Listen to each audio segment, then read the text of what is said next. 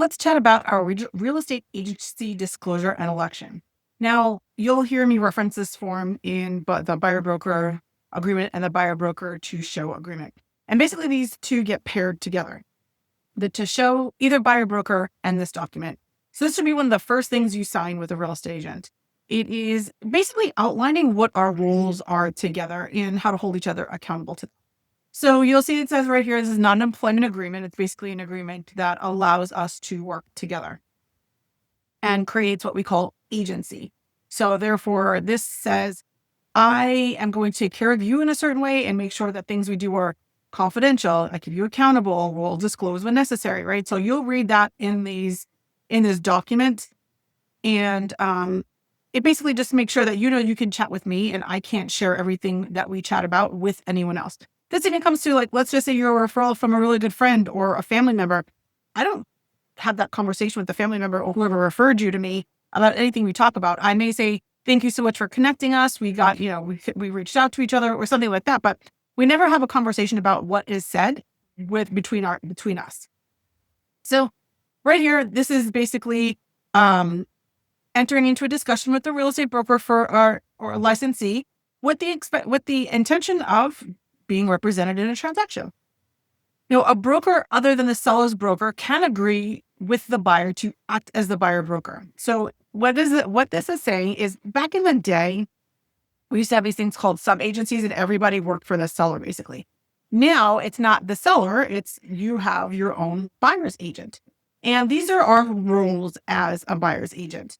It is loyalty, obedience. Now, obedience, careful on this one. What it simply means is we do have to do what you ask us to do. If you ask us to negotiate on a certain way, we're going to educate you. We're going to hopefully teach you things. But if for some reason you do not want to do what we're requesting, we have to do what you ask. Now, that also has to be ethical, moral, and legal. So, if you ask us to do strange things or illegal things, we can't do them. But anything else, we're basically beholden to you. Disclosure. So if we find out something about something that would benefit you as a buyer or seller, then we owe that to you as well. Confidentiality, of course, and accounting in dealings with the buyer. So just making sure that anything that I would chat with the buyer or seller about, same thing, making sure we're all on the same page and that everyone in all the documents are accounted for. Now,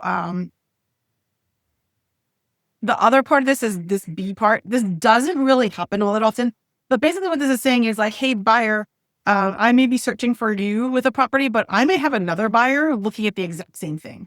So I will represent both of you and I will compete for both of you, but just know that that may happen. I can't remember one time in my career, there was some close calls, but never has it come up where I've had to do that. Then on the seller side of things, obviously we're going to be working for the seller only in this situation. There are documents that we would sign if we were representing both buyer and seller. But again, that's something else we'll talk about in a different video. It's called a consent for limited representation. But again, we are listing the property and we may list properties similar to the one that we're currently listing if that's yours. And we owe the same amount of respect and duties to the seller in this situation, the loyalty, obedience, disclosure, and so on, called our fiduciary duties. This is the part with the limited representation. Now, there is a full other document for this one as well. I personally don't do this all that often. Usually one party hires me in order to get the deal done for them. We're limited in what we can do if we are, obviously, because it says limited representation. In other states, if it's two licensees, you have a little bit more flexibility in what you can do. Here in Arizona, and I'm trying to get this to change, but it's almost like the state, you have the same licensee as doing both buyers and sellers, and you're sort of limited as to what you can share. But so that's kind of the challenge with limited representation. That's why I don't really love doing it, because, if I find out some information that could help either party, I can't share that information. So not a big fan of that one, but it has come up in the past. And the other thing is you will see, like, if anyone from Keller Williams Integrity First comes and shows a property, that's technically limited representation as well, even though there's two of us agents doing it. So if that becomes a situation with what we're doing, I will absolutely have a conversation with you about it. We'll talk in regards to what this means to you as the buyer or seller. The duties of of the broker in a real estate transaction do not relieve the seller or the buyer from the responsibility to protect their own interests.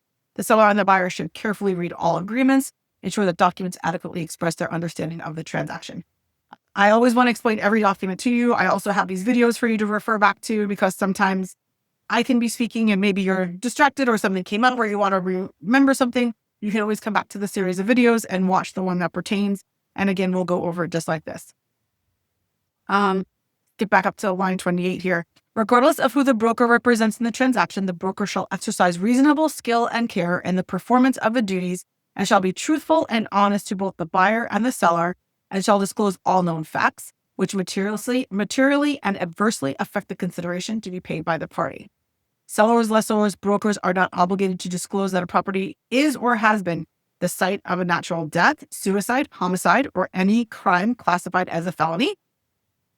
Owner occupied by a person exposed to HIV or diagnosed as having AIDS or any other disease not known to be transmitted through common occupancy of real estate, or located in the vicinity of a sex offender. Sellers or sellers' representatives may not treat the existence, terms, or conditions of offers as confidential unless there is a confidentiality agreement between the parties. Now, a couple things to note. If you are the buyer and you have very specific questions about things on the property, has anyone died here? Has something happened to this property? If it's happened within the property, it does not have to be disclosed. You can absolutely go talk to the neighbors and see if they know anything. If you have questions about anything going on in the neighborhood, we give you data, there's sex offender lists. It's your job as the buyer to research that. And as the seller, you're not required to share that information. Sometimes it's kind of like they're going to find out anyway. So, what we would have that conversation of how would this be a horrible impact to the sale of the house? And we go back to the stigmatized property challenges, right? Sometimes people just feel that if something happened in a property, it's a stigmatized home. That can be a challenge. But again, these don't come up all that often, but we do just share the fact that they possibly could. This compensation paid by a buyer or seller to their broker is not set by law. It's always fully negotiable, and the amount chosen shall be documented in the separate written employment agreement. That's that buyer-broker agreement we talked about, the one to show and the regular, or the married and the dating forms.